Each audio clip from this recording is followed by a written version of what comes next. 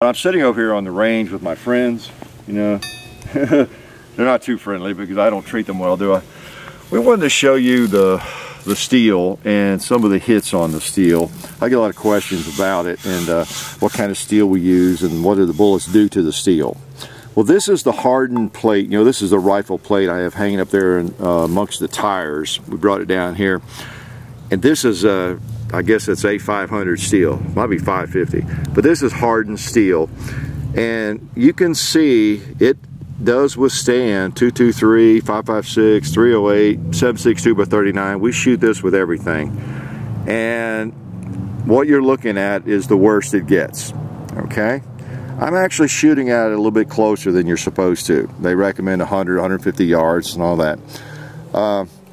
So it would do maybe less damage out of 200 yards or 150 even.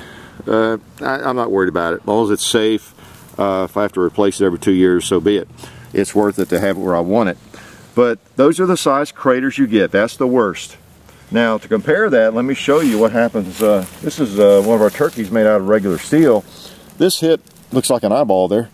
Is from a 223. Many years ago, a friend of mine was out with a fully automatic Mini 14, believe it or not, and sprayed over here, and that old guy got hit in the eye, or he got an eye created, depending on how you look at it, but it almost went through. Almost went through. So y'all are familiar with that too. You've seen some steel eating videos we've done and different things. And then of course this is carried over here for a prop. This is a ram made out of just regular steel that I had out at 230 yards. We used to shoot at with just everything. And that's another philosophy. Depends on how you look at it. You can buy steel like this that will withstand just about anything, and it's easier to find these days. Back when I started doing this, you know, 25, 30 years ago, 40 years ago, but at this range, 25 years ago, I don't know, maybe this stuff was available, but I couldn't find any armor plate, you know, and discs and things like this, you know. The internet wasn't even around, right? So what I would do, I would just take a ram like this, and or a buffalo, and I would just call it my sacrificial lamb or ram, and put him out there. We'd shoot him with everything. Just make sure we didn't shoot at him from too close. And you know, and if he lasted a couple of years, which they did, or longer, see how they end up being bent. You know, so be it. You could hear when you hit it. It was pretty cool. And man, that has hits from everything. You name it, it's hit it.